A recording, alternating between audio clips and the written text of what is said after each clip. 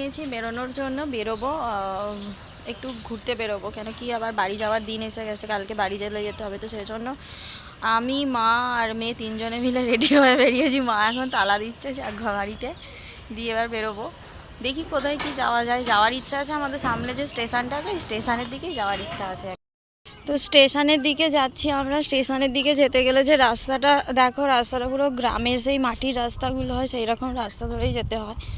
কেন কি আমরা ভেতর দিক দিয়ে যাই, আর যদি মেন রাস্তা দিয়ে যাই তো অনেকটা যেতে সময় লেগে যাবে, সেই জন্য আমরা ভেতর দিক দিয়েই যাই। ভেতর দিকে রাস্তাটা পুরো মাটির রাস্তার মতো।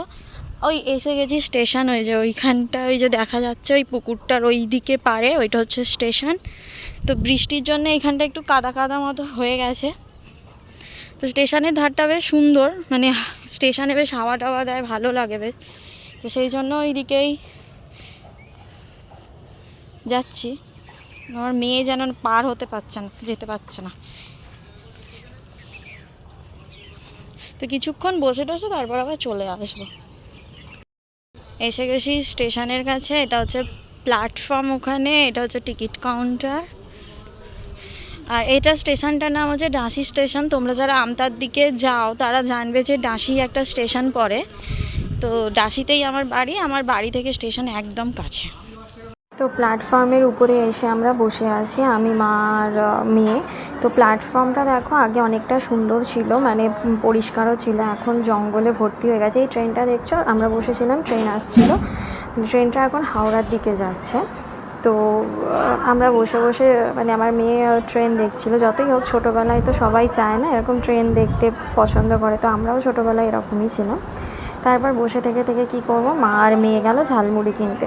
স্টেশনের ধারেই ঝালমুড়ি বিক্রি হয়, তো ঝালমুড়ি কিনে নিয়ে আসছে। তো দুটো কেনা হয়েছিল, মা আর মেয়ে, সেখান থেকেই আমি ভাগ বসালাম। আর ভাগ বসিয়ে মায়ের থেকে আর মেয়ের থেকে নিয়ে নিয়ে খাচ্ছিলাম। তো বসে বসে মুড়ি খেতে খেতে মানে চারিদিকের পরিবেশটা দেখতে দেখতে হঠাৎই দেখি আবার একটা ট্রেন আসছে। তো মেয়ে ট্রেন দেখে আরও খুশি হয়ে গেল। তো এবারে এই ট্রেনটা যাচ্ছে তোমার মানে হাওড়া থেকে আসছে, হাওড়া থেকে তোমার আমতার দিকে যাচ্ছে। তো আর একটা ট্রেন দেখতে পেলো, তো খুশি হয়ে গেছে। ও বলছিল ট্রেনে করে ও কোথাও চলে যাবে।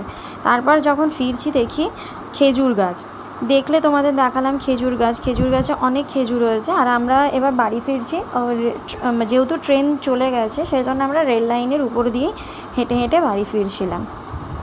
তো আমার মা, আমরা সবাই যাচ্ছিলাম, হেঁটে হেঁটে বাড়ি ফিরছিলাম। আর অনেক ছোটোবেলাকার অনেক ছোটো ছোটো স্মৃতি জানো তো মনে পড়ছিল। আর আমি কী করেছিলাম, মেয়েকে বলছিলাম দাঁড়া, রেল লাইনের উপর দিয়ে আমি হেঁটে হেঁটে যাবো, তোকে দেখাবো কীভাবে যাচ্ছে জানো, জল জমেছে এখানে।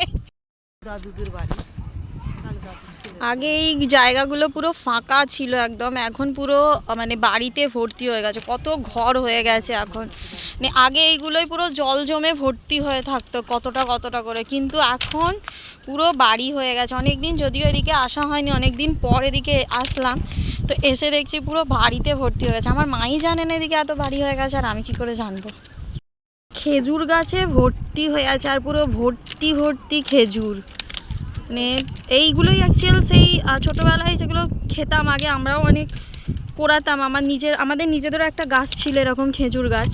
তো দেখো ট্রেন লাইনের উপর দিয়ে আমি যাওয়ার চেষ্টা করছিলাম, একটু একটু করে যাচ্ছিলাম। এগুলো ছোটোবেলায় যখন ছোট ছিলাম তখন অনেক করতাম জানো তো, মানে খুব, মানে অনেক ছোটোখাটো স্মৃতি যেগুলো জড়িয়ে আছে সেগুলো হঠাৎ করে অনেক মনে পড়ছিল।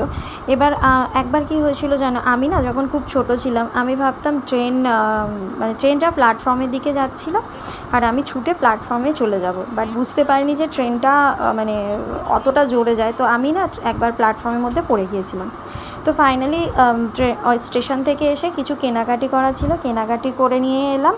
এসে রাতের বেলা মাংস ছিল, মাংস আর রুটি খেয়ে দিয়ে নিলাম, নিয়ে তারপর শুয়ে পড়লাম। তো ব্লগটা আমি এখানেই শেষ করলাম। Bye bye.